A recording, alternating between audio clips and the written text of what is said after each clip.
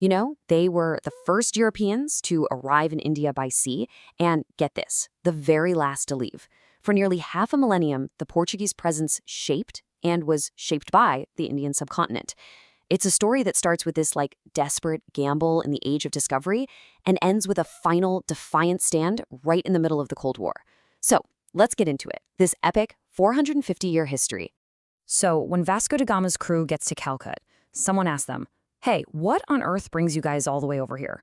And the answer they gave became famous, right? Super simple, super direct. We seek Christians and spices. For centuries, that line has been quoted as the perfect little mission statement for everything the Portuguese did in the East. But I mean, was it really that simple? Just a quest for souls and seasoning? Yeah, no. When you actually look at the world back in the 15th century, that clean little explanation it falls apart. And what you find underneath is a reality that's way more complex and, honestly, a lot more desperate.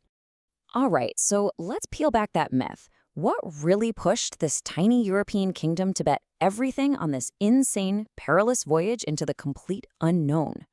Well, this kind of paints a picture of a kingdom on the edge, not some powerful nation just confidently expanding. Portugal was poor. I mean, it couldn't even feed itself.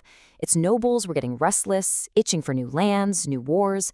The kingdom was desperate for gold to fund its trade, and it needed slave labor for its sugar plantations in the Atlantic. And stirring all of this up was this fierce, militant, anti-Muslim crusading spirit. So yeah, spices were on the list, for sure.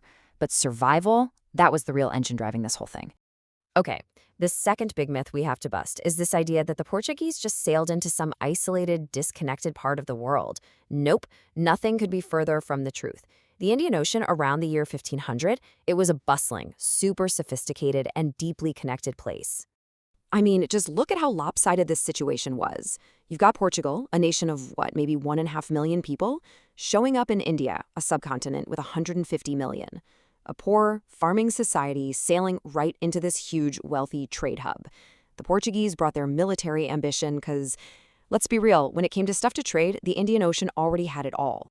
See, this whole trading network was what you'd call a mare liberum, a free sea. Power here was all about who was better at business, not who had the bigger army. You had Gujarati merchants, Malabar Muslims, Chettiars from the Coromandel coast. These guys dominated the trade routes just by being brilliant at commerce. And we're not just talking about a few bags of pepper here. This was a massive exchange of goods. Everything from luxury items down to the cotton and rice that literally clothed and fed millions of people. So into this world of peaceful trade, the Portuguese bring something totally new and disruptive. Organized, state-sponsored violence at sea. They completely changed the rules of the game. And here's the blunt truth of it. The Portuguese just didn't have stuff that Asian markets really wanted. They couldn't trade their way into this incredibly rich network. So they decided they were going to shoot their way in. Their big advantage wasn't in economics. It was in their naval guns, the cannon. That became their key to unlocking the market. This whole strategy, this reliance on force, it led to a really unique kind of empire, the Estado da India. See, they weren't trying to conquer huge chunks of land like the Mughals. No, their whole plan was to create a maritime empire by grabbing and fortifying all the key choke points of the Indian Ocean, basically controlling the flow of all trade. And the guy who came up with this plan was Afonso de Albuquerque, and his strategy was, honestly, brutally effective. Step 1, capture Goa in 1510. That's your secure naval base.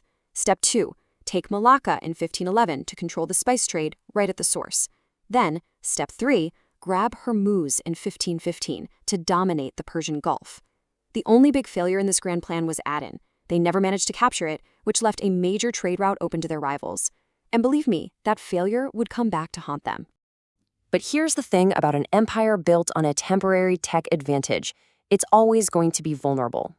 So when other European powers, the ones with more money, more ships, and better organization, showed up, well, the Portuguese sea-based empire started to crumble. And this decline, it was systematic. It happened piece by piece. In the late 1500s, the Dutch kicked them out of the Spice Islands. By the early 1600s, the English are taking key ports in India. By 1663, they'd lost their entire footing on the Malabar coast, the very place they first landed. Over the centuries, their huge state of India just got whittled down and down and down to just a few tiny pockets of land. And yet, somehow, their very first major conquest in India, Goa, stayed in their hands for an incredible 450 years. I mean, think about that. Long after their global power was a memory, long after the British had come and gone, the Portuguese flag was still flying over Indian territory. That incredible staying power, that's one of the most amazing parts of this whole story. Okay, so fast forward to the 1950s. By now, Portuguese India is basically a historical fossil, a colonial relic sitting right in the middle of a newly independent nation. Its end, well, it was going to be fast and it was going to be decisive. So even though India was putting on years of diplomatic pressure, Portugal's dictator, Salazar, he just refused to negotiate. His regime's argument was that Goa wasn't a colony at all. They claimed it was an integral part of Portugal itself, just like Lisbon.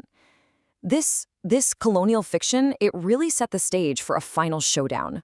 After waiting for a decade, the Indian government's patience just ran out. On December 19th, 1961, the Indian military launched what they called Operation Vijay. The Portuguese forces were completely overwhelmed, and after a very brief fight, the governor surrendered. And just like that, after 450 years, the first European empire in India became the very last one to fall. So all of this history, it leaves us with a really deep question.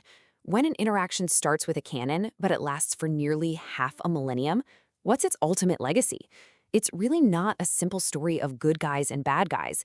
It's this complex tapestry of conflict and cooperation and cultural fusion that, still echoes today.